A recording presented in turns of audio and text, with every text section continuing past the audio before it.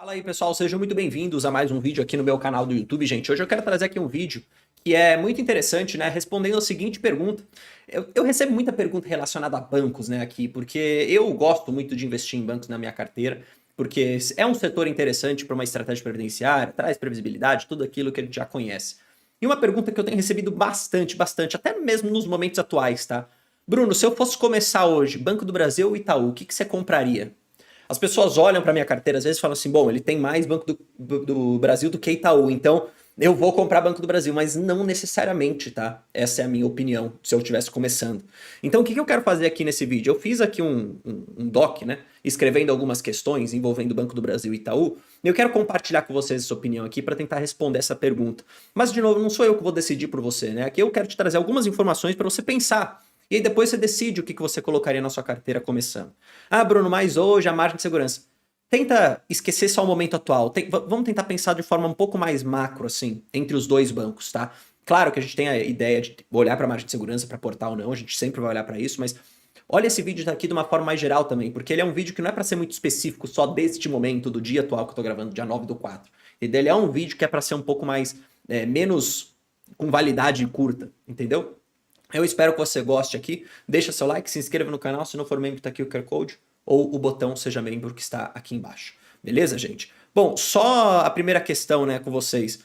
Para você que não sabe, né, para você que não conhece assim o canal há muito tempo, eu comecei de fato minha carteira com o Banco do Brasil, tá? Era o único banco que eu tinha na carteira no começo, é uma posição grande na carteira, hoje quase 12%. Só que eu também tenho alguns outros bancos, tá? É o caso do próprio Itaú e é o caso também aqui do Banco BR Partners, tá? São posições menores na carteira porque são posições mais recentes do que comparado ao Banco do Brasil. Isso não significa que a minha preferência é por Banco do Brasil em todo momento, ou sempre, ou se eu estivesse começando.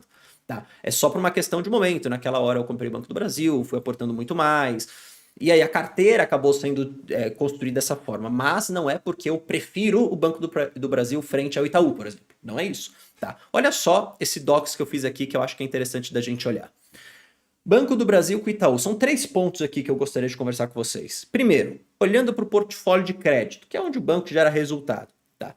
Quando a gente compara os dois, o que a gente vê? O BB ele é mais concentrado na parte agro. Tá? A gente vê isso pelos próprios gráficos e pelo próprio resultado que é divulgado pelo banco. Ou seja, essa proximidade com o setor do agronegócio é muito maior no Banco do Brasil do que no Itaú. Não significa que o Itaú não tenha parte do seu portfólio de crédito voltado para o agro. Ele tem, mas é muito, muito menor percentualmente. Ou seja, é muito mais cíclico o portfólio de crédito do Banco do Brasil do que é do Itaú. Isso tem um lado bom, isso tem um lado ruim. O lado bom é que o resultado pode se favorecer muito nos ciclos bons do agronegócio, como a gente viu em alguns anos para trás aqui. Então, cara, é um ciclo muito bom, muito crédito, bom pagamento, baixa inadimplência no ciclo bom. No ciclo ruim, essa volatilidade é muito forte. Então você tem um aumento mais relevante da inadimplência, uma diminuição do crescimento da carteira de crédito, ou pelo menos a diminuição na velocidade de crescimento dessa carteira e, portanto, uma geração de resultado pior. É muito mais cíclico, ok? Já o Itaú, ele tem, na minha opinião, né, um portfólio que já é mais diversificado e já é mais construído para trazer consistência em momento de crise ou em não momento de crise. Só que aqui a forma como o Itaú faz e como o Itaú tem a expertise de crédito, ele consegue trazer um resultado muito bom em momentos de crise e muito bom em momentos de não crise. Então não é que o Itaú é aquele banco que fala assim, bom, na crise ele vai bem, mas quando tiver tudo bem ele vai ficar muito pior do que os outros. Não, ele combina as duas coisas, pela expertise que tem, na minha opinião, do crédito, e por essa diversificação mais interessante no portfólio que traz essa consistência. Nossa, Bruno, você está chutando isso? Não, vamos para esse terceiro ponto aqui, ó, histórico de resultado. Se você for olhar, pode pegar pelo site do Investidor 10, pode pegar pelo próprio release de resultado, o RI do próprio Itaú, você vai ver que o ROI médio, ou seja, a rentabilidade sobre o seu patrimônio, beleza? Ele foi sempre muito alto. Vou colocar aqui uns 18% para mais, né, em média. Isso independente do ciclo econômico que a gente está vivendo. Agora, pandemia um pouco menos, né? Claro, né? Todo mundo foi afetado, mas você percebe 2015, 2016, 2017, aí 2022, 2023, agora 2025.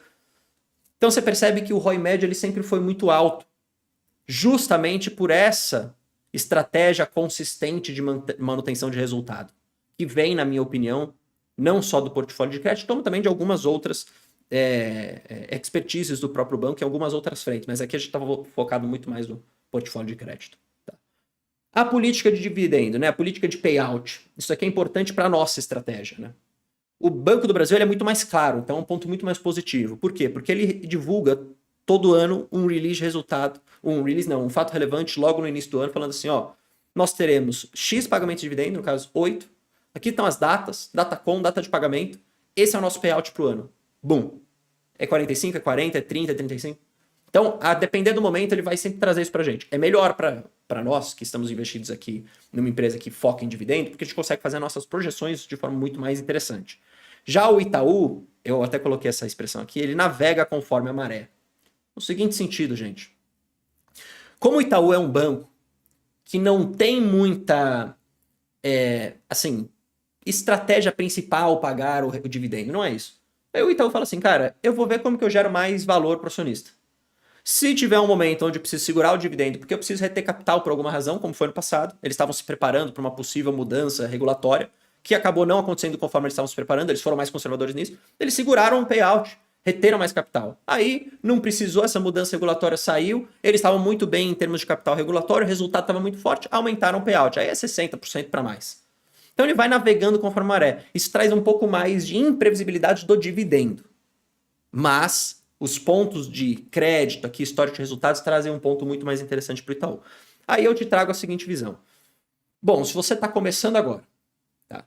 Às vezes você não conhece muito o mercado. Ou às vezes você tem uma carteira que já é um pouco mais arriscada e quer trazer um pouco mais de tranquilidade para o seu portfólio. Menos ciclicidade, menos volatilidade, tá? Menos incerteza. É Itaú na veia e não Banco do Brasil. Bruno, tô a fim de me expor de forma indireta ao agro, gosto do setor, conheço bem, não tenho esse problema. Banco do Brasil. Se eu tivesse que responder essa única pergunta, você está começando agora, Bruno, eu iria de Itaú.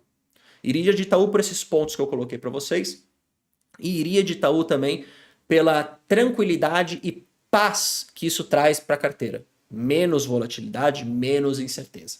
Tá? Eu acho que isso acaba sendo importante no começo, porque sempre no começo a gente está mais ansioso, a gente está mais emotivo, a gente está mais incerto se a gente está fazendo as coisas certas ou não. Eu passei por isso quando eu comecei a investir. Eu acho que o Itaú acaba sendo uma boa opção. Ah, Bruno, pô, Itaúsa. Vai na mesma linha aqui do Itaú, tá? Essa análise dos pontos e tudo é praticamente a mesma coisa. Tá, então, entre Banco do Brasil e Itaú, para começar uma carteira, hoje sim eu iria do Itaú. Mesmo que na minha carteira, Banco do Brasil seja uma posição muito maior. Mas vocês entenderam o motivo, né? Vocês entenderam o porquê. É isso aí, tamo junto, até o próximo vídeo, valeu, falou.